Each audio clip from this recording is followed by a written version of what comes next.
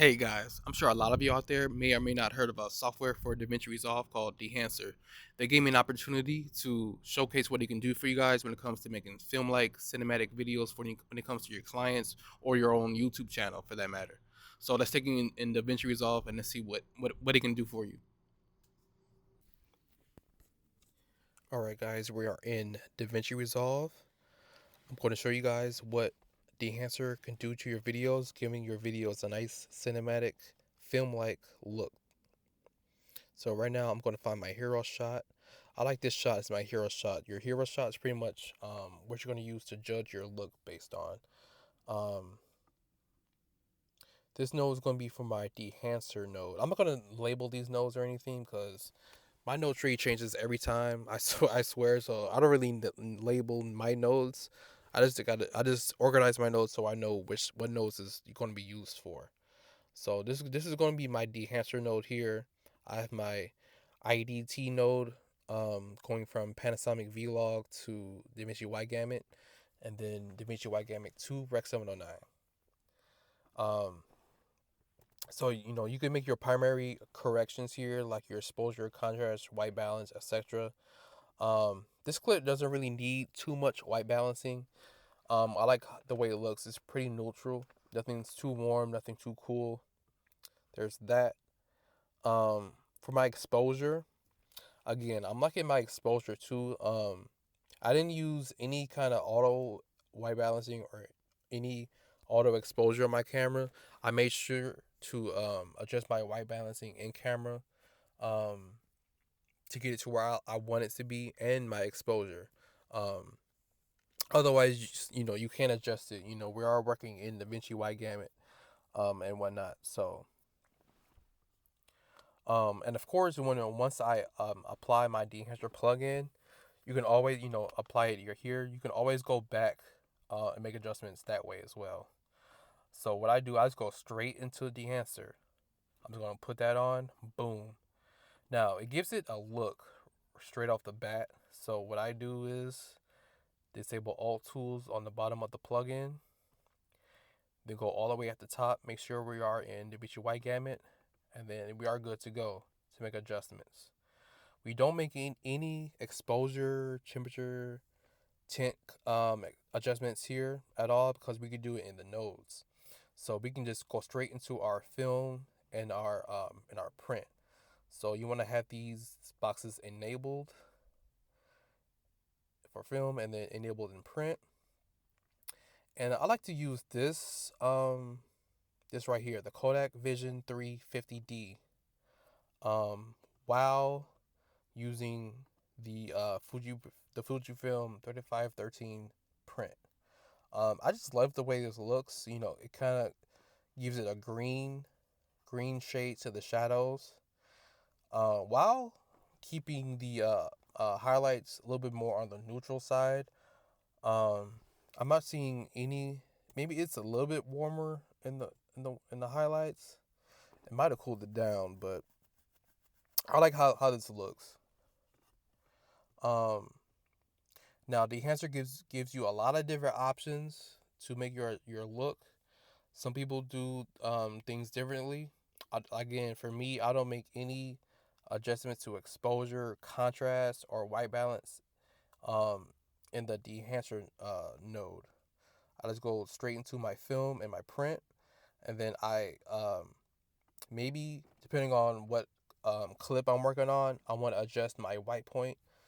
Um, or adjust saturation, like for example for the film developer, you want to enable it, and then you can adjust your color boost. So this is kind of like your you boost that up, give it some life, just like that. I like it right here. You don't want to go way up there. It looks a little bit too unnatural, so let's put it here.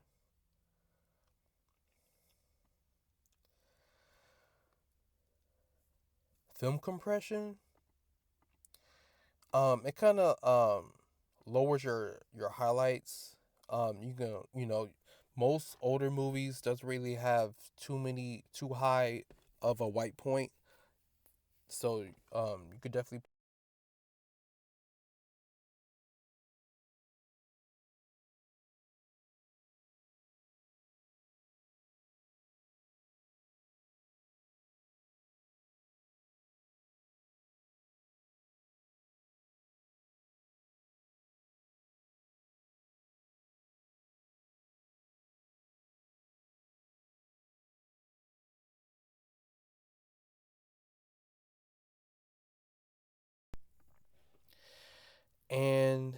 let's go back to Dehancer here. Let me get my qualifier. So you can see where my middle gray is between the 384 and the 512. It's like literally right in between there. This is where I always like to keep my middle gray in all my videos. I just keep it the same. So going back here to expand. So like I said, you can see where your black point and your middle points are. I like to always put a exposure ramp too, so you know what you're doing. So my black point, you can see when I move it, it'll raise. You see right here where it moves.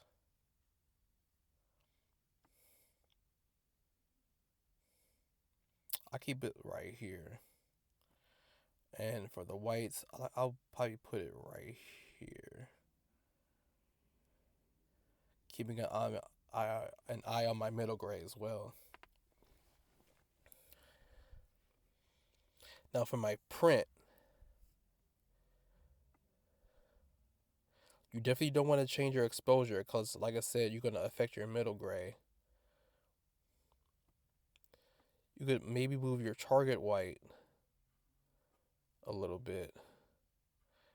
Get that where you like it. This is like giving your white kind of like a cooler look or a warmer look.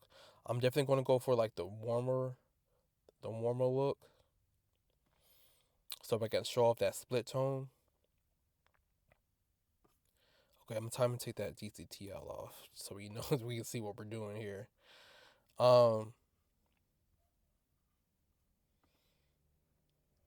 Speaking of split tone, your color head, this is where you can really exaggerate it.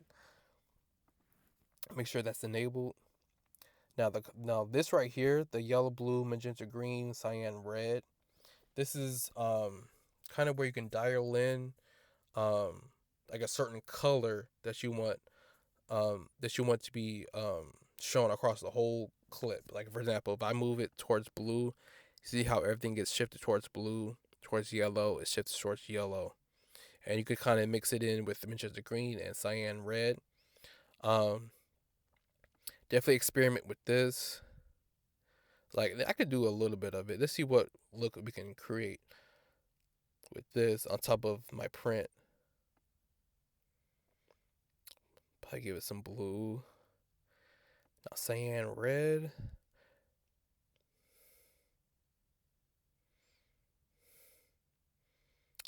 Definitely want to give it probably more red, right? Yeah, a little bit more red. I like it like this. I think it's pretty good. Now my shadows. So I'm gonna bring up my DCTL again. And for my shadows, I'm going to there it is, color head. This is what I'm looking for. Sometimes when you jump out of the Dehancer plugin and go to a different node and you try to come back to it, it'll lose your spot. I don't really like that because it gets me really really confused. I don't know where I'm going. But yeah, color head. Here we are, right here.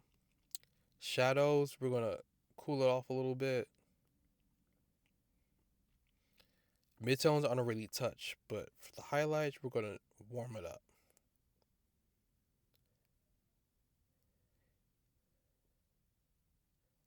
There we go.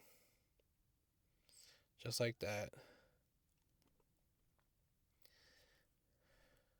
And impact, of course, like I said on the other node, impact is kind of like adjusting the strength of that particular adjustment that you made. So if I, I'll show you here. If I bring the impact down, it'll take away everything I did in this section, in the color head section here. But I want the full impact, so we're gonna bring it all the way up. Now the bottom parts here: film grain, halation, bloom, film damage, film breath, gate weave, overscan. This is, and also vignette. These are really gonna sell your film look. I like to put a little bit of a vignette. You can change your size of your vignette. Um, I like a little bit. I like it not too harsh, so we're gonna do it like right here. We do it right here.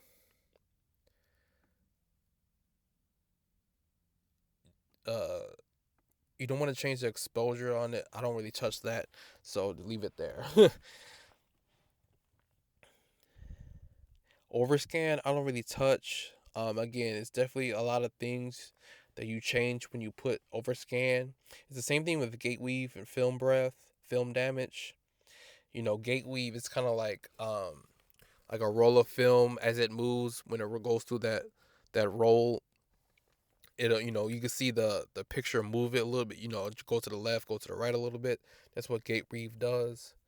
Um, Film breath is kind of like um, oh, and film damage too. Both of those is kind of like what's like your ingrained onto the film print. If you know what I'm saying. You can see like little circles, little lines as as it slides through the film. Um, but we don't really touch those too much. I like to only adjust bloom, halation, and film grain. Um, Again, you can adjust the strength, the levels of it. I'm gonna enable all of these: film grain, halation, bloom. So you can kind of see what it does. You can see what bloom does. Any highlights is gonna give it a nice glow around it. It kind of softens the picture up a little bit too. Sometimes we use modern digital sensors.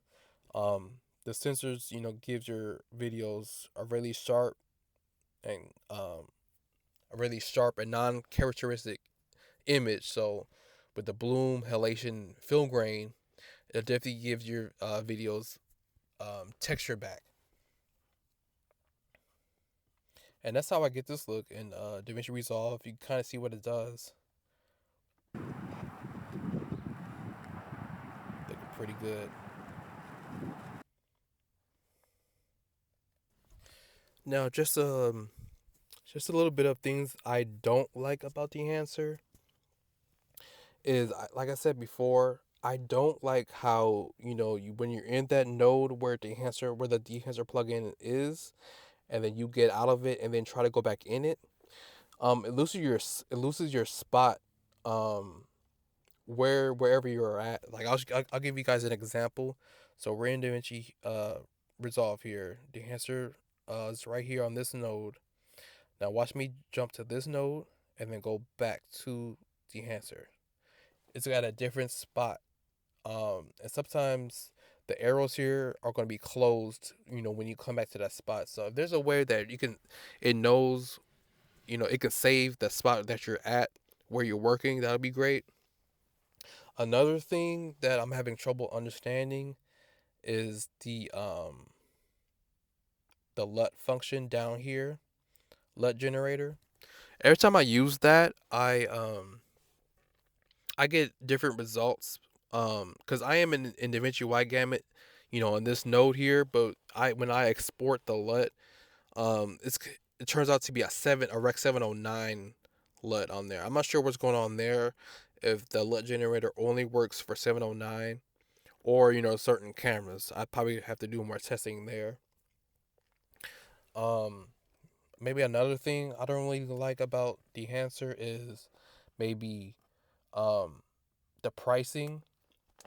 So I know that the Dehancer Pro, utilizes all the apps in its that it has, for DaVinci Resolve, Final Cut Pro, even the plugins for Lightroom and things like that.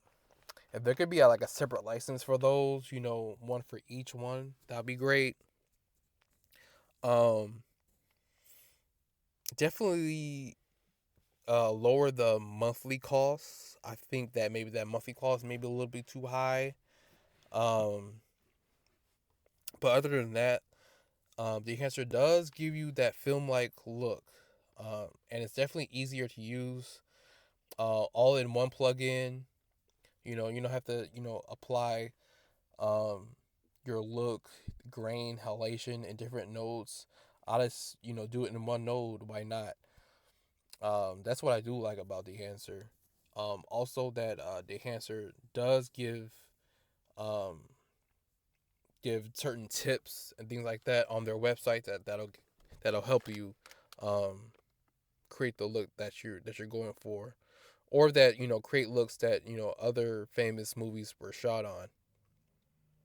um so yeah, I mean, that's pretty much it for the enhancer. Like I said, this was just a basic way of how I use it um for the DaVinci White Gamut workflow. So hope you guys enjoy this and see what the enhancer can do for you if you guys give it a try. Thanks.